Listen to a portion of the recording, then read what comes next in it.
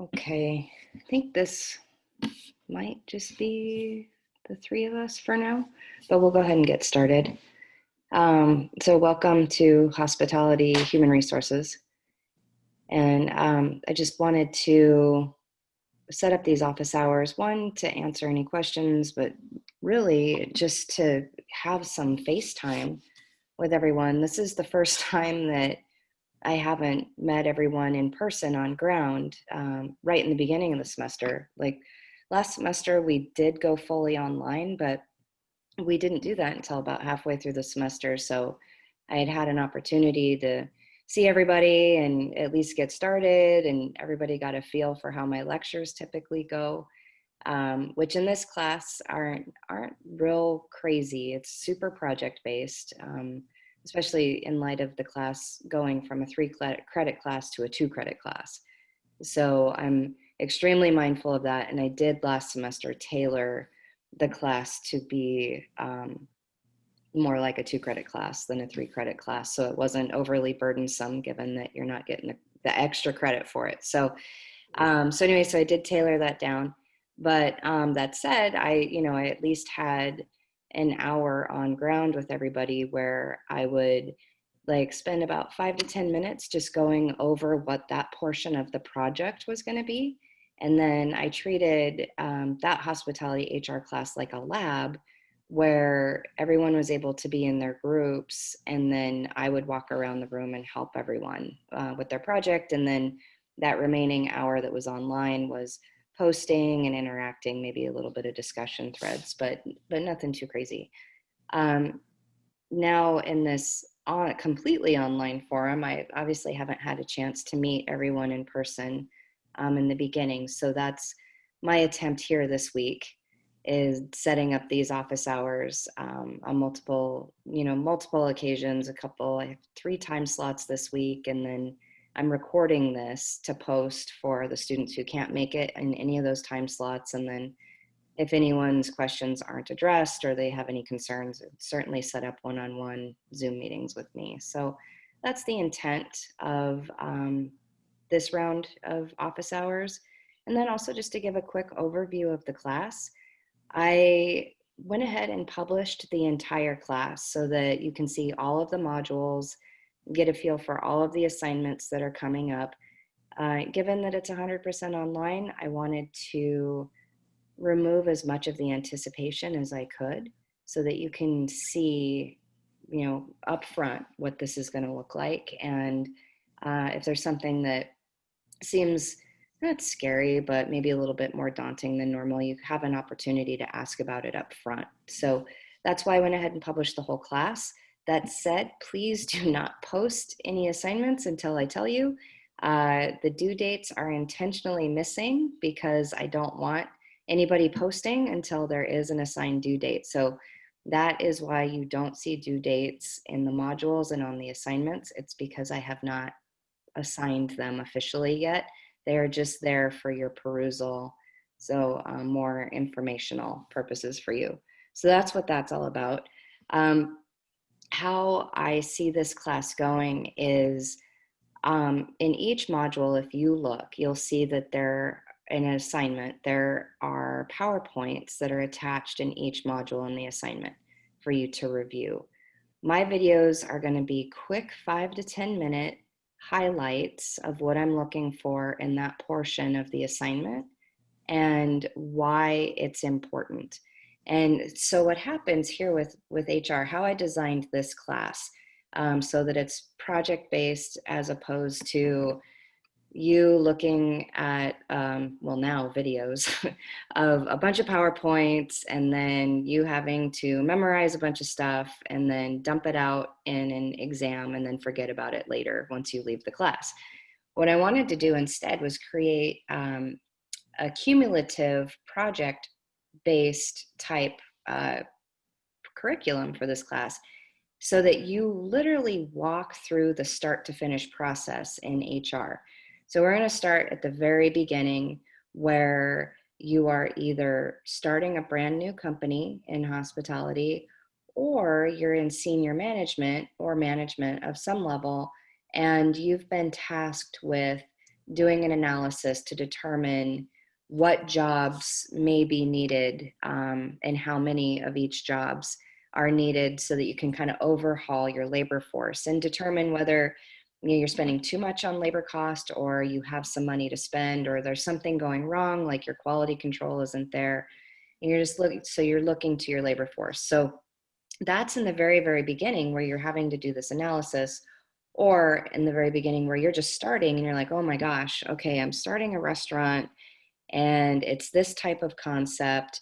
And how many prep cooks am I going to need? How many line cooks am I going to need? Do I even need prep cooks? Probably going to need a dishwasher, but how many? So that's where we're going to start. We're going to start there in the beginning, just thinking about, just logically thinking through, based on that concept, what you think you're going to need. And so then from that point, we're like, okay, we've identified the types of job functions that we're going to need. Now we're going to say what those job functions are going to do. What are the duties and responsibilities that are going to be assigned to that job function? And, because then now we're going to start seeing, well, oh gosh, I have my prep cook doing this, but actually I probably could have a line cook setting that up. So anyway, so you go through and you figure out what the duties are. From there, you're going to write a job description for 2 positions. So in the beginning, I'm going to have you think about all of the different types of positions you're going to need. And then I'm going to have you come up with all of the job duties for each position. But then from that point, I'm going to have you write 2 job descriptions. You're going to pick 2 of the jobs that you've determined you're going to need, 2 of the positions you're going to need. Then you're going to write 2 job descriptions, 1 for each of those positions. And you're going to keep working with those 2 positions all the way throughout the rest of the semester. So we're going to do a job description. Well, there's a specific way that you should be drafting that job description, because there's what I call legal minefields of things like discriminatory laws that you could potentially be running afoul of, and those types of things. So you draft a job description. From there, once you've drafted the job description, it's like, okay, well, how do I recruit? And where am I going to find these people to fill this particular job? So it's, where are you going to post that job description when you're trying to hire? How are you going to select these employees? So it's, are you going to advertise on Craigslist? In a video, I'll talk to you about the pros and cons of that. But advertise it. Where is it going to be? Up on Indeed, those kinds of things. Then once you've reached out, now you're going to have people starting to respond to you. Well, so how do you handle that process? Are you going to have them submit an application? Is it going to be a resume? And then as you're going through that, how are you going to vet out who you want to interview? And then when you're going through the interview process, what are you looking for? What criteria do you want to set up? There's all sorts of little processes along the way that are identified in these PowerPoints and in a combination of my videos, explaining how to do this so you're doing it in the most legally sound way that you can. So then you're going through and you're setting up a selection process, because it needs to be the same for each position. And again, working for those 2 types of jobs. So then from the selection process, now we've got people coming in and interviewing, and we've set the criteria. Now we're choosing who we're going to hire. So we choose them and now we hire them, but we need to onboard them. So yeah, onboard them, and we've got to do an orientation with the company. What does that look like? And then we've got to train them in some respect. And how's that training going to look like? And then from training, now let's say you've identified who you need, you've advertised for who you need, they responded and you've chosen who you need, you've hired who you need, now you've onboarded and trained who you need, so they've been in the job function for a little bit, now you've got to evaluate them. Now, how do you go about that process? So we're going to create that as well. So you evaluate the employees, and then you're going to create not just the evaluation for disciplinary purposes, but also advancement. And we're going to determine how much you need to be paying them. So then there's a whole process for evaluating. And then what do you do with that information? Is it a disciplinary thing? Well, if it is disciplinary, what's that process look like? If it is an advancement thing, what does that look like? And then once we're starting to get through that, then we just kind of go through and we tie it all together and say, okay, so now we have these jobs, this many people doing the job. Let's see how accurate we were in the very beginning. So we're going to create a schedule and actually schedule these positions out, and we're going to make sure that they're paid a certain amount. I want you to identify that. In so doing, you're going to make sure you're not running afoul of things like minimum wage laws. You're going to identify whether the person truly is what's considered an exempt employee. I'll dig in on that when we get to that section. That's really what your final project is going to look like, is the scheduling, the amount you're going to pay them, and identifying, okay, when I'm doing this schedule, this is how many people I really do need based on my hours of operation. This is how many people I actually really do need, because as I'm doing the schedule, I'm seeing, oh my gosh, this person's not an exempt employee. I don't want to pay them more than overtime. So I'm going to want to have them on straight time instead of overtime. Oh my gosh, I only have, in the beginning, I said I only needed 2 line cooks. But in this case, I actually think I might need 4. And so that's going to be your analysis too. In that final project is looking back to where you were in the beginning and saying, oh, wow, as I was going through this whole process and making sure that I didn't run afoul of minimum wage laws, meal period laws, and break period laws, I identified that I said I needed 2 in the beginning, but I was off. I actually need 4. And, and I thought that I only needed or actually I thought I needed 5 servers, but turns out that I might actually only need 2, because we're kind of shifting into a counter service type situation. So that's what we're going to do, is we're going to get to the end, put this project together, and then you're going to look back and see how accurate you were in the beginning, just so you can see how the whole cycle goes. Because now what you've done is, let's say you were a startup in the beginning trying to figure out how many jobs you needed. Now you're at this end position where you're in the evaluation phase of how many do we actually need, which is what I mentioned earlier on in this video, is that as a manager, that's a very likely job that you would be doing, is at this end of the road going, oh my gosh, we might actually need some more people. So we're going to go back and we're going to evaluate back at the beginning. We're going to do another analysis and say, okay, how many of this job position do we really need, looking at all of this now in its entirety. So I wanted you to walk through the true life cycle of human resources, which I thought was a really good way for you to get accustomed to what you're really going to face out in the industry. And so that's what I did with this class. That's how I created it, as opposed to the textbook that used to be used, and the mountains of PowerPoints that used to be used, and then the quizzes that were used. And when I first started teaching at Mesa, I did do it the other way. And I just didn't like it, and I didn't think that it was as useful to you guys. And then I started arguing with the questions myself that were on the exams, and I was like, okay, this isn't working. I can't give you guys quizzes where I don't agree with the answers that the publisher is saying. So anyway, so I just recreated this class. So far, I've taught it this way now for 3 semesters, I think, and I've had really good feedback on it. So we're gonna roll with it again this semester. If at any time you have questions or things don't seem very clear, just let me know. You can shoot a question over message on Canvas, or if it's something that you would rather have a one-on-one Zoom meeting with me, that's totally cool too. I am very open to doing one-on-ones. And in fact, I really encourage them, because last semester, when we switched over to online, my students that took me up on my offer for one-on-one Zoom meeting, particularly around the time that their final projects were being worked on, every single one of them got max points.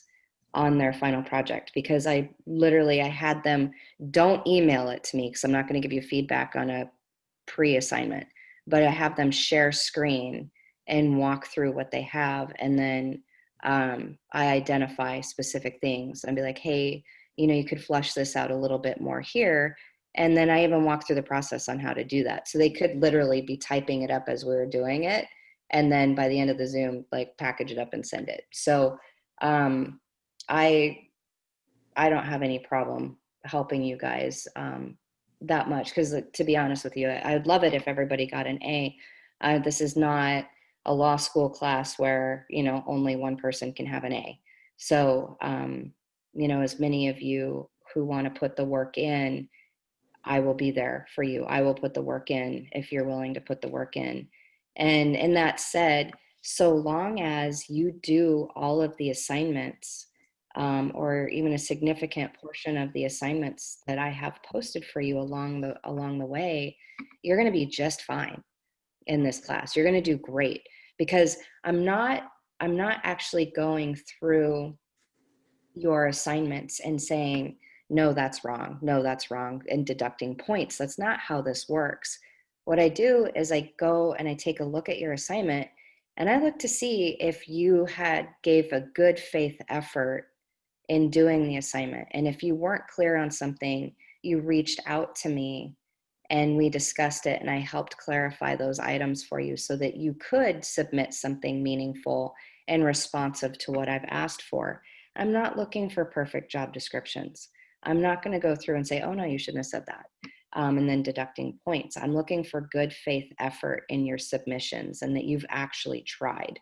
And you didn't just copy and paste from somewhere online, because I can tell you right now, if you do that, you're definitely not getting the essence of the assignment, because inevitably those job descriptions are saying something that shouldn't be said, that I will be covering countless times, saying, no, don't say that.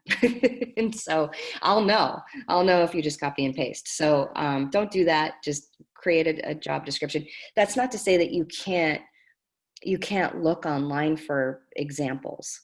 Look online for an example and then create your own from that. And you can still use some of the language that's typical, but there are going to be some legal landmines that I want you to look out for, that I don't want you to include in there. And if you want to set up office hours, as I'm going to do office hours, that's the other thing too, is I will do office hours at least a few times every single week. So jump in on an office hours and then ask the question, or even share screen or whatever. And I can look through and be like, yeah, no, that looks great. You should go ahead and submit that. Or no, this is what I'm talking about. You want to take this out and whatever, which I think is a really good learning opportunity for everyone. And so we'll just walk through that and be like, okay, and if you get rid of that and you add this, then you're good to go, package it up and, submit it in Canvas, and you're going to be all set. So that's how this class will flow. Just a little bit about me. I'm a lawyer, and I have more than 25 years experience in hospitality. I started off as a line cook, actually a fry cook, when I was 15. Worked my way up, to spare you all the gory details, worked my way up eventually to becoming an executive chef, where I had a really big crew that I inherited. It was an existing concept that was being reconcepted into a higher end type dining.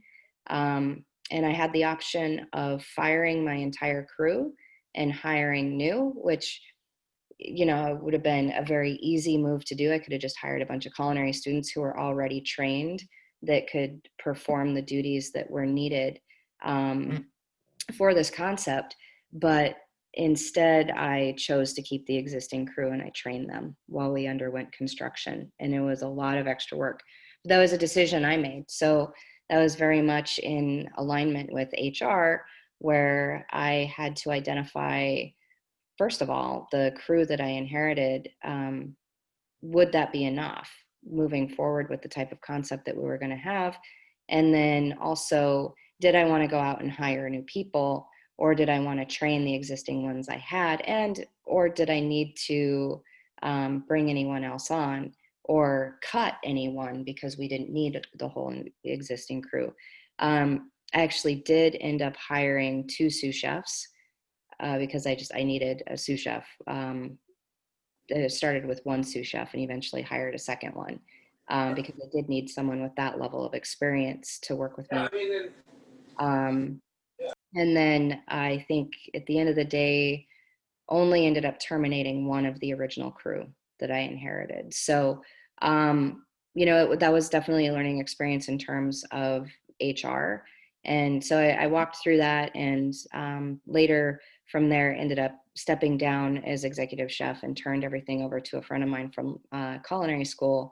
And then I went on to law school and became a lawyer, and then knew that I was going to focus on corporate and intellectual property law, but with an emphasis in hospitality, because I really wanted to give back to our community and also, represent our community, because I knew as someone who'd been in the industry for a long time that the lawyers didn't necessarily understand our business. I particularly had close experience with that when I also owned a wedding and event planning company for 11 years out here in San Diego. And ran that company during the time that the economy tanked in 2008 and 2009. And that was definitely a time when small businesses, especially in our industry, really needed representation and needed someone who understood us. And unfortunately, the corporate attorneys that were helping everyone didn't really get our business and why losing your booking fee would be such a big deal. So so I made a decision that when I went to law school, I would work with hospitality pros.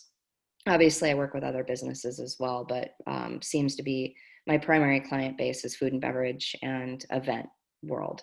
So, so that's where I'm at there. And then I also knew that I wanted to teach, because I actually sat where you're sitting. In fact, I did take a ton of online classes while I was finishing my undergrad in culinary management. So I sat where you're sitting, both in the actual classroom and online, and had some really amazing instructors whose philosophies and teachings that I would love to pass on.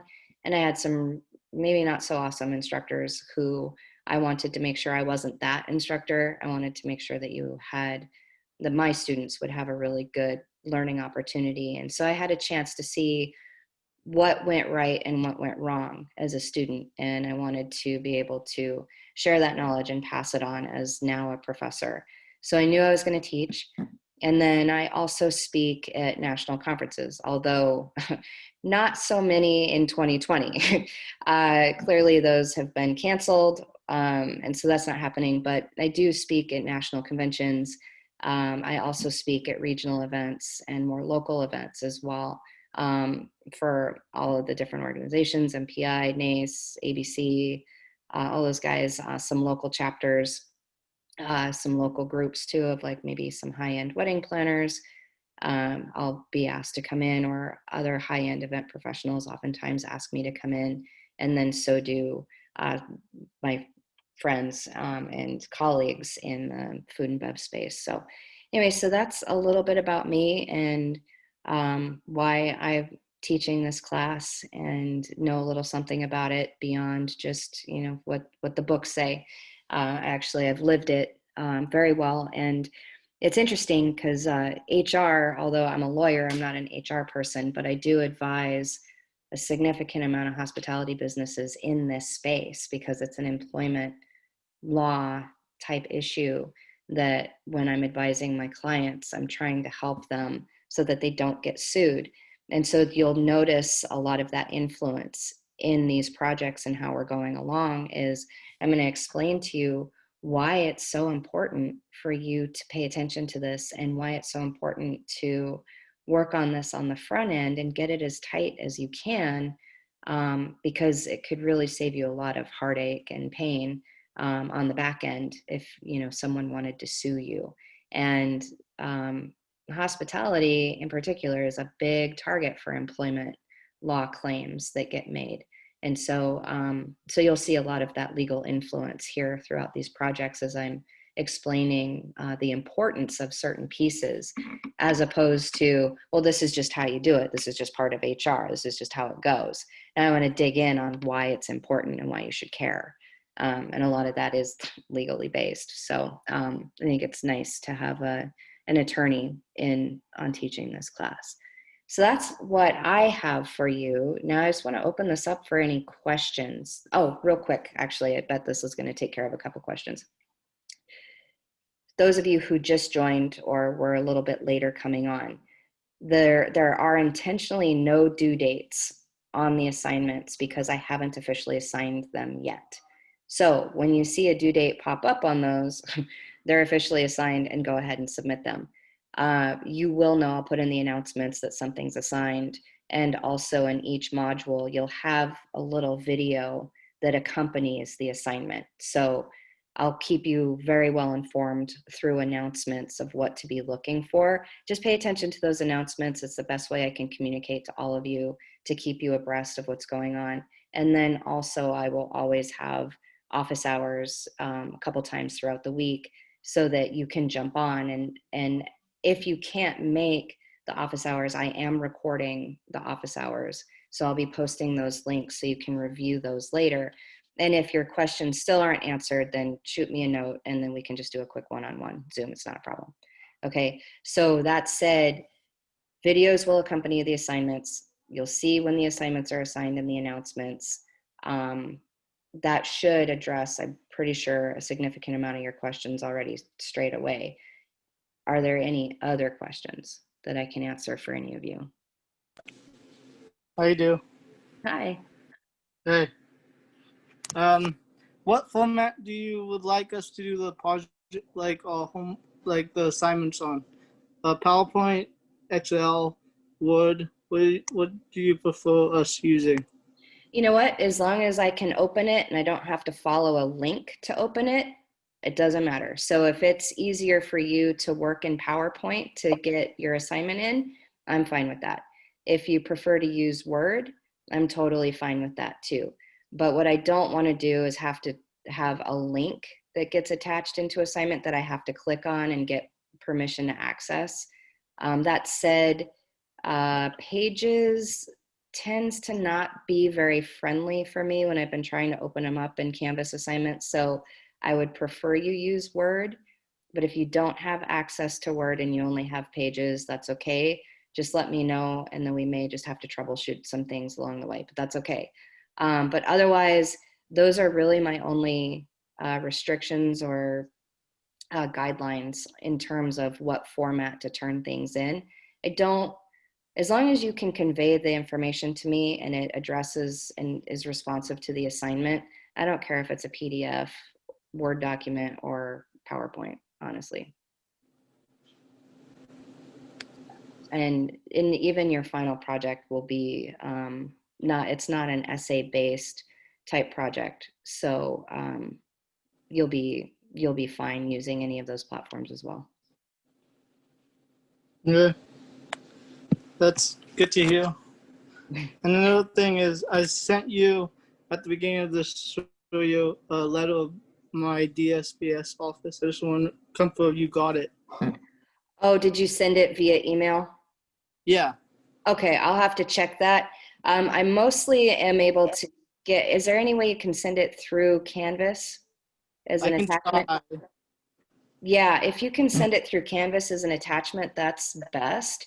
Email oftentimes either ends up in spam or junk or gets buried among all of the other district email that comes into my inbox every single day.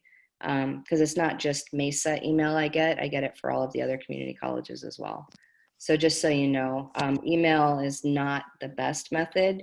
The best method for getting anything to me is through inbox in Canvas. But if you can't do it, just shoot me a note and say, hey, it didn't work. Look for my email, and then I'll know to look for it. Okay. Thank you for that. Yeah, absolutely. Any other questions? No? My question was pretty much almost the same as Kevin's too. Okay, with regard to format? Yes. Okay, perfect, yeah. So that's it. I don't want to limit how you guys work. If there's a way that works better for you, I don't want to put those limitations on you because this isn't, it's not like you're writing essays for me. So, you know, obviously if you were writing essays, I'd be like, okay, we need this in Word document because I can track change. I can do like lots of different things and make comments. But this isn't, the assignments aren't like that. So I don't see any reason for being rigid in terms of limiting how you can submit that. Just so long as I get the information across and it addresses and is responsive, we'll be good to go. And if it's not, I'll just write back and say, hey, would you mind doing this? And it's not a big deal. Cool. Anyone else? Okay, well, if there aren't any other questions, I think that wraps it for today. I'm going to post this video in the announcements as soon as it like converts from Zoom. And what I do with the videos is upload it into YouTube and then take that link and I'll embed it in the announcements. And that's pretty much how the videos are going to roll. Cool. All right, you guys, thank you so much for joining me today. And like, honestly, don't sweat it with this class. Just as long as you do the work, you're going to be fine. I'm here for you. I'm very accessible. I have no problem doing one-on-one Zooms. We're going to have office hours a couple times a week at least, like this. And then, you know, and like I said, I'll post the videos. You have those to review. If your questions still aren't answered, just hit me up and we'll be fine. Okay, so I'm pretty easy. As long as you put the work in, I'm very happy and we'll be good. Cool. Thank you, Professor. Thank you guys. Thank you. Nice to meet Thank you. It was really nice meeting all of you guys. Talk to you again soon. Okay, bye.